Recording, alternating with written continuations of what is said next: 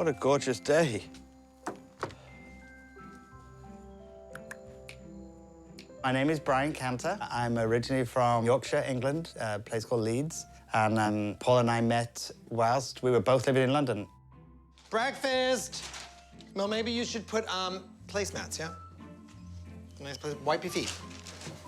My name is Paul Labrecque. I was born in Lawrence, Massachusetts, 1961, and I always wanted to be a hairdresser.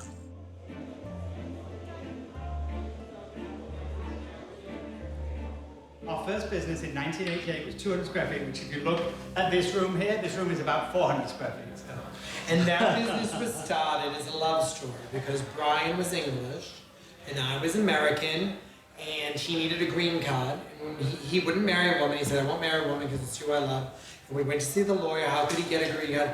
And she said, well, if you opened a business, because he has product knowledge and a business degree, I could get him in the country that way.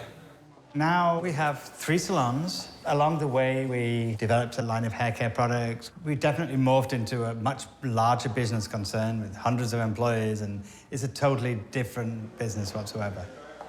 I call him the Chief Creative Officer, in that his creativity flows down through every area of our business. Brian gave it a personality. It was always like a family business, and people gravitate towards that. So just finish drying. Just if you tip upside down and stuff. It's a combination of talent and making people want to be with you in your chair. They only want to see Paul. They only want him. He makes these women feel great about themselves. That's a talent. That's really an innate talent. They leave his chair feeling great. These green bagels. Green bagels? Like St. Patrick's Day bagels? They're not green. They're whole wheat. But you know, when I said to you before that it's like I had a relatively untroubled experience as a youth, Paul, when he was at high school, had the total opposite. This project that we're doing here today would have helped him a lot in what he went through. It was very, I used to get beaten up every day because I couldn't hide being gay. Every day. I heard that. I think because my voice and my intonations and the way I move, and I don't try to move that way, but obviously I move in a way that lets people know that I'm gay. I could never have a struggle coming out because I could never fit in. So it's like I was always out. I would love to be an actor. I can't even act straight. I try. Put on my deep John Wayne voice. When you're young and you're tortured, sleeping is not easy. Sleeping was very difficult because you'd always be thinking about how you're going to avoid the situation of tomorrow. And it's nice to be able to sleep. It's nice to come to a place and have a home where you can actually start to sleep because you feel safe. When did that happen, Green? When I met Brian, it happened. When I met Brian, my life started to change.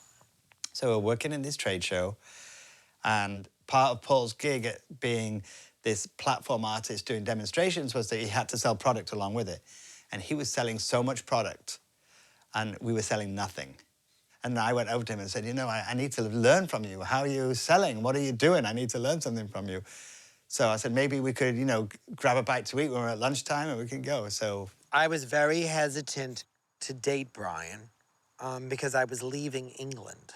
And I'd be traveling back to the United States, and I thought, well, this isn't going to work out. it's like, listen, you were just a fling for me. And I'm walking away, and I'm like, I said to him, you just broke my heart. And I walked away. And then maybe after like a minute or two, I heard him, stop, stop, stop. I made a mistake. We should, let's see what happens. That was it. He wakes up every day and says, I love you so much. Now, for 25 years, you don't know me very well, but there are some days where I'm a little witchy. So for somebody to say, I love you when you're witchy, We just grew together. We met when we were kids, and we've always enjoyed being with each other. We get a kick out of each other, we both laugh, and we have a good time. My overriding goal is really simply to stop working as soon as we can and be together and travel and do all the things that we like to do.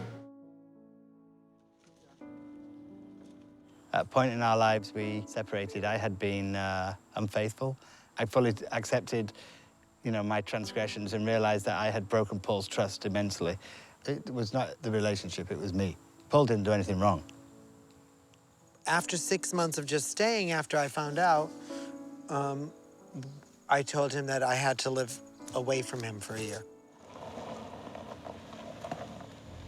He said, "What can I do to win you back?"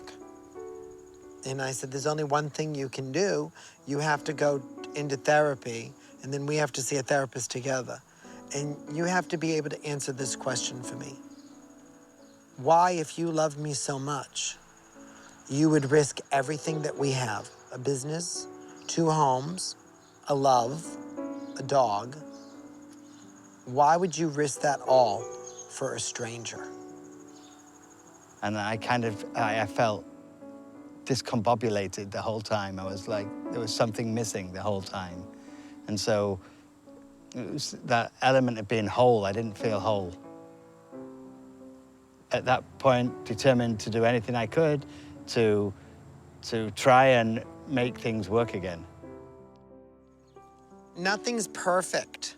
Relationships aren't perfect. Nobody gives you a map and says, this is how you gotta live and this is the path you've gotta follow.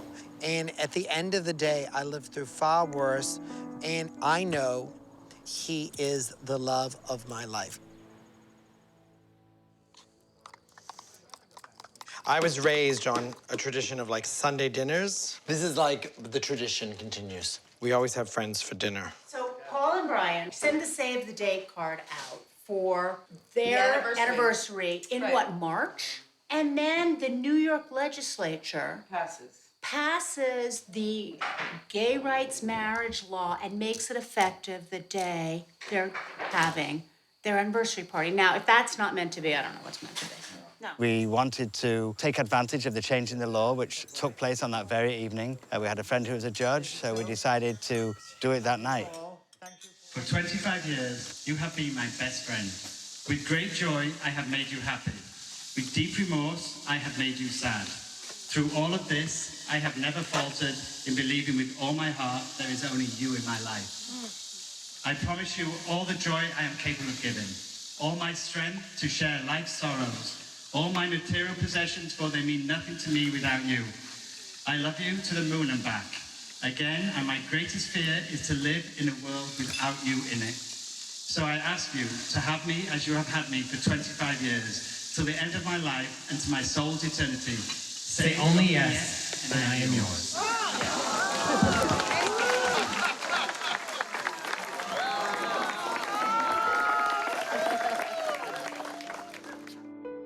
Marriage is a part where you say, I'm going to be there to the end of your life in this life. And if there is another life, I know our eternal souls will be bonded together. And I do believe that. I believe that Brian and I are soulmates and that we go beyond this world.